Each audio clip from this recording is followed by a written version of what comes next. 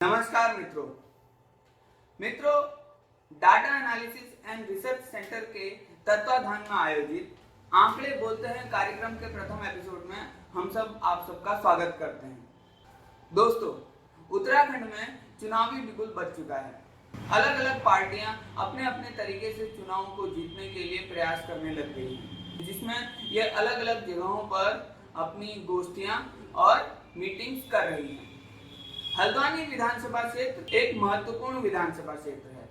हल्द्वानी को पूरे उत्तराखंड की एक आर्थिक राजधानी भी कहा जाता है और हल्द्वानी क्षेत्र से चुनाव जीतने वाले व्यक्ति का उत्तराखंड की राजनीति में एक महत्वपूर्ण स्थान होता है। जो लोग इस हल्द्वानी विधानसभा क्षेत्र से चुनाव जीतते आ रहे हैं, उसका उत्तराखंड की पॉलिटिक्स में एक विशेष स्थान माना जाता है। उदाहरण के लिए कई वर्षों से हल्द्वानी विधानसभा क्षेत्र से माननीय स्वर्गीय इंदिरा हृदय जी जीतती रही और हल्द्वानी क्षेत्र में होने की वजह से उनका उत्तराखंड की राजनीति में एक महत्वपूर्ण स्थान रहा। तो आंकड़े हमारे इस संदर्भ में क्या बोलते हैं?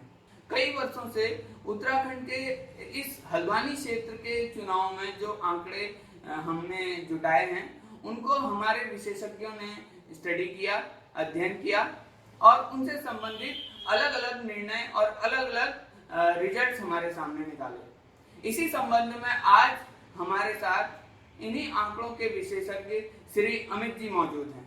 अमित जी, आपका स्वागत है। नमस्कार। तो हम ये जानने की कोशिश करेंगे कि हल्द्वानी विधानसभा क्षेत्र में ये आंकड़े क्या बोलते हैं। तो आइए प्रारंभ करते हैं। अमित जी, तो जैसा कि आप जानते हैं कि चुनाव का बिगुल शुरू हो चुका है।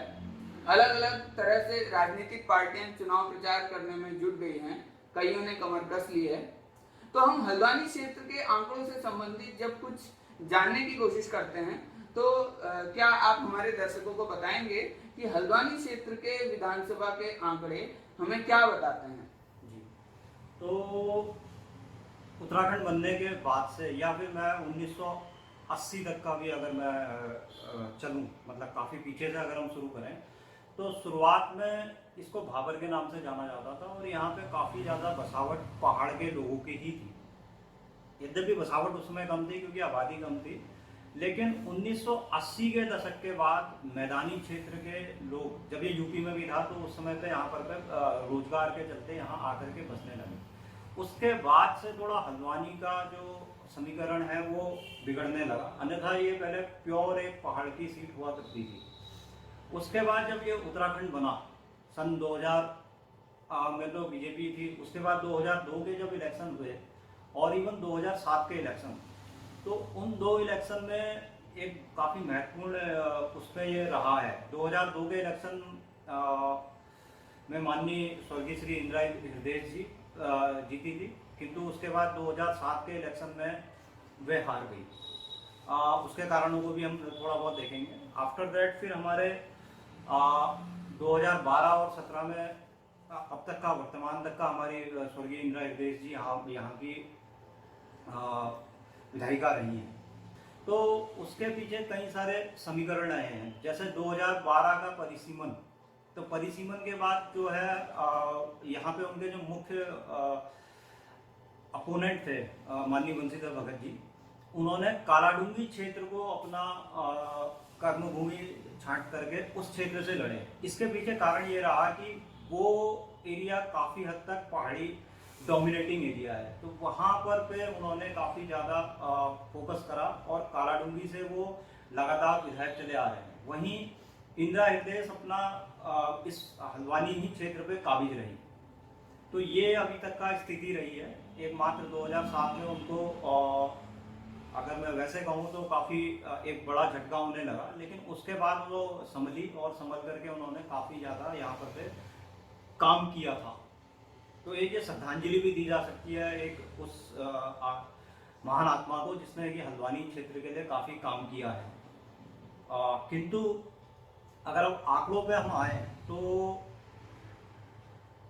2017 के आंकड़ों पे हम बात करते हैं, तो 2017 के आंकड़ों में जो है यहाँ पर अगर हल्द्वानी को मैं मोटे मोटे तौर पे अगर बांटूं तो 3 तरीके से मैं इसको बांट सकता हूँ।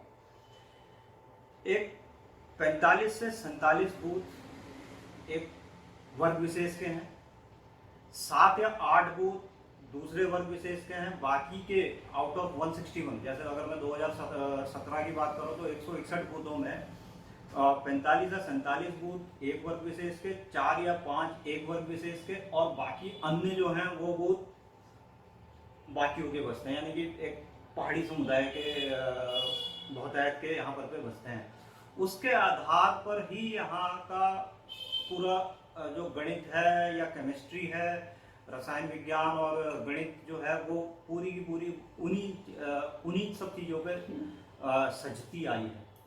तो अमित जी, ये जो 2017 में आपने अलग अलग तरह के बूथों को जो वर्गीकरण किया है, इस वर्गीकरण को थोड़ा सा हमें और डिटेल से समझाइए, ताकि हमारे जो श्रोता हैं, हमारे जो दर्शक हैं, वो और अच्छी जानकारी ले सकें कि ये वर्गीकरण किस तरह से आपने किया है। ठीक, देखिए जैसे कि हमारा ये data and research analysis centre है, तो हम यहाँ पर पे जो है आंकड़ों के आधार पर पे ही काफ़ी कुछ नतीजों पर पे पहुँचते हैं, और उसी के आधार पे स्ट्रेटजी वगैरह भी बनती हैं।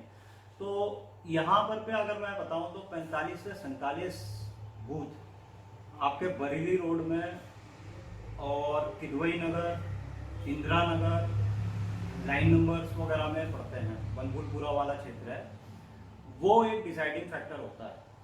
येट वहाँ पर पे एक दो चिर प्रतिद्वंदी भी हैं, जैसे सपा वाले हैं, बसपा से भी वहाँ पे कैंडिडेट खड़ा होता है, लेकिन उनकी जो वोट संख्या है वो फिक्स है। बाकी जो है वो सारा का सारा जो पड़ता है आपका, वो माननीय स्वर्गीय श्री इंदिरा हृदय जी को पड़ रहा था। अब मजे की बात यह है कि अगर मैं थोड़ा आंकड़ों में और डिटेल में जाऊं तो वहाँ पे 2017 में 34,000 वोटों के आसपास थी, जो मतलब जो वहाँ का वोटर था उन 47 बूथ में, वो 34,000 समथिंग वोट वहाँ पर पे थी, और आउट ऑफ इट 29,000 लोगों ने वोट कास्ट किया। और उस 29,000 वोट जो कास्टेड हुआ था उसमें भी जो वोट था 17,000, यानी कि 29,000 में से 17,000 वोट जो है वो माननीय स्वर्गीय श्री इंदिरा हृदय जी को पड़ा था।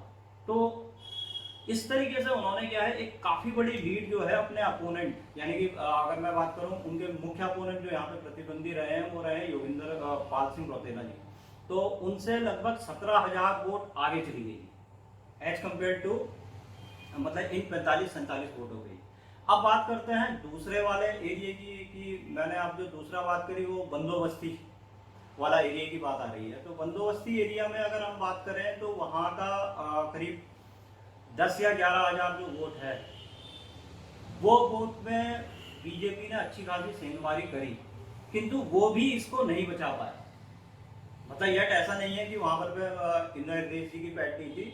अगर दूसरे तरीके से मैं आंकड़ों को समझाऊं तो केवल एक बूथ पे बंदोबस्ती के, जहाँ पर पे कि मैं मतलब स्वर्गीय श्री मैडम जी को जो है एक वोट पे 11% से कम वोट पड़ी है, और इनको करीब 20 ऐसे बूथ थे जहाँ पे कि 20% से कम बीजेपी को वोट पड़ी, यानी कि काफी अच्छा मार्जिन जो है वो मैडम लेके गई थी। ये स्ट्रेटेजी उन्होंने अपनाई है। बाकी का जो एरिया बचता है, यानी कि 47 बूथ आप इसके मान लीजिए, और 10 या 11 बूथ वहाँ के आप मान लीजिए डम्मा डुआ बंदोबस्ती और कुछ राजपुरा के, तो उसके बाद के जो बचते हैं आपके, वहाँ पर पे आपको पोलिंग तो दिखेगी कि मतलब वोटर्स बहुत हैं, किंतु असल वोटर नहीं है।